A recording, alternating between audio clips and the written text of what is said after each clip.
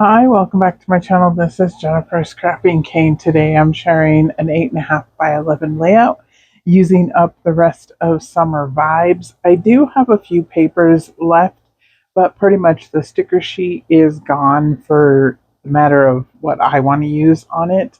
I do still have a couple of pieces that would probably work on another layout, but for right now, I'm done with it. I will show at the end what is actually left of the papers and the stickers, but for the most part, it's gone.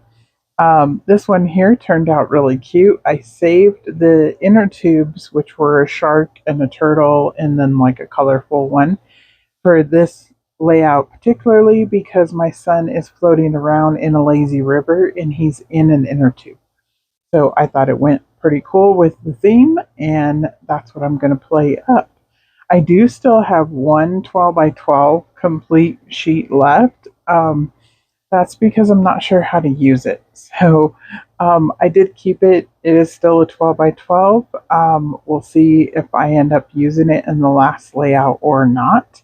A lot of the scrap pieces that were smaller than 2 by 2 I threw away because I probably won't ever use them. I did keep the ones that were like 2 by 2 size just because I do every once in a while do 2 by 2 layouts, and that might be what the final layout turns out to be. But as of right now, I don't know yet. So I still have these cut files of the waves also. I thought I was going to get those on this layout. Turned out they didn't work, so I didn't get them on. And I'm going to actually bring in a water paper that is from a paper pad. I believe I picked it up at Joann's. I end up only using one paper from it. I think I show both of them, but I end up only using one sheet since obviously I don't need two. But I think I did show both of them because I was like, well, I might end up doing a 2 page, but I end up getting all the photos on a single page layout because I'm going to cut them into circles once again. Circles seem to work really well for this collection, and I thought the circle theme went with the inner tubes very well, so that's what I end up doing. This is the water paper that I was talking about. You can see it's like an ombre color of water. It goes from darker blue to lighter blue down at the bottom, or like a different color of blue. But that teal blue is actually what's in the photos, so I was okay with using that. So here I have it cut down to 8.5 by 11. I'm going to put this torn piece back down at the bottom.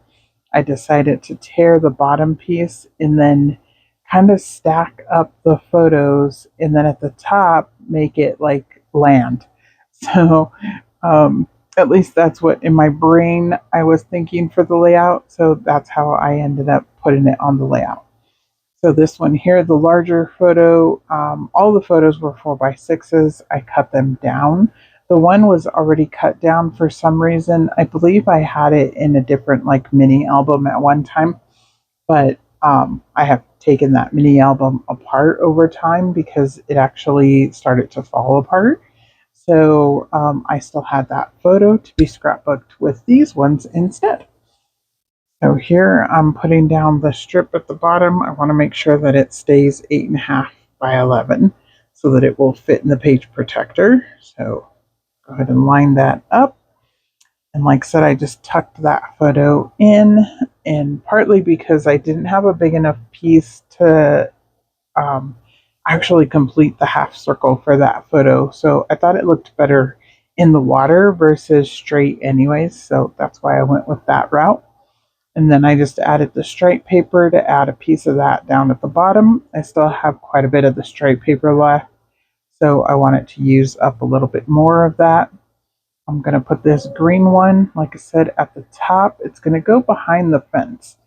And this fence is going to be a little fatter than the one that I did before. And this layout actually goes in a different album for my son anyways. So it's okay that it's kind of the same as the other layout that I created earlier in the month for Scrapbook Generations. So that's kind of sort of where the fence idea came in again, but I just liked it for a title area. And like I said, I thought it kind of looked kind of neat to add a little at the top that looks like land, and then I could use more of those embellishments also. So here I want the thinner pieces to go behind the fence so it'll look like the fence is actually nailed to something. And then there's green behind it, since in the photos you can see there's green trees and different stuff in the background. So I just thought that kind of looked cool. So here I'm going to have 5 uh, pickets, I guess you would say, because it's kind of a picket fence. But I am going to realize that I forgot to put down the stripe paper. I want the stripe paper to go across the top also, but I want it to be behind the fence on the white piece that's behind the fence. So here we go, pulling them back off. And that paper was a scrap paper from Simple Stories. No, actually, it's Echopark. But it was just a scrap paper that I had in my stash. So I pulled that out. Since again, this is an Echopark collection, usually I stay within the manufacturer. Not always, but for this particular one, I did. If I was bringing in any other papers, then I try to look in Echopark stash first. And except for the water paper, that one is not Echopark. Like I said, that's just a paper pad. I believe it's, I don't know what I guess. I don't know what water paper it is. But like I said, I believe I picked it up at Joann's. So here I was trying to line up the stripes, and then I was like, nah, I'm not going to try to line them up. I'm just going to lay them down, and whatever shows through, shows through. It's okay. I just did a multicolor, and let each of them be different. So they're not lined up exactly the same. This one I did have to trim down just a little bit more and lay it down. And then now I will put the fence pieces back down. And again, there's going to be 5 little fat fence pieces up here at the top. I did think about cutting them down a little bit thinner, but I think the embellishments would have got more lost up there if I would have done that. So I think it kind of reads more as a solid up there at the top, and the embellishments pop a little bit more. This wood grain here was in my stash, just off to the side on my desk, actually. I think I had used it on another layout, and it worked perfectly for sand. So that's why I'm adding it up there. And then I wanted this wave border sticker from the sticker sheet to go ahead and go on this layout, since that was one more sticker off the sticker sheet to use. And here's that little photo that's a rectangle instead of a circle, but it does have rounded corners. And I didn't have a double of that photo for some reason. Most of his photos I have doubles of, especially if they were taken with a water camera, which these ones were, just because when you used to go print photos, you got doubles. So, but I couldn't find the double print of that one to cut it into a circle. So I decided just to embrace the smaller size photo that I had. And here I put the little turtle down at the bottom and then gave him an ice cream to hold. And then the shark over here, I gave him a pineapple to hold. And again, that just adds a little bit more color. The turtle, since it was solid green, adding the little rainbow uh, ice cream over there with him kind of made him pop a little bit more than just adding the pineapple with him. Adding the pineapple with the shark made the shark pop. And then the life preserver and the other 2 little floaties I cut from the back, or I cut all of those actually from the back side of one of the papers. It had a lot of like tubes on the back, so I cut a few more of those. I put another one up there with the bucket of sand and the shovel and the little umbrella, which I thought was cute. This here says Endless Summer, and I'm just going to put it up here at the top with the umbrella. There is a little sun sticker that I stuck up there at the top also.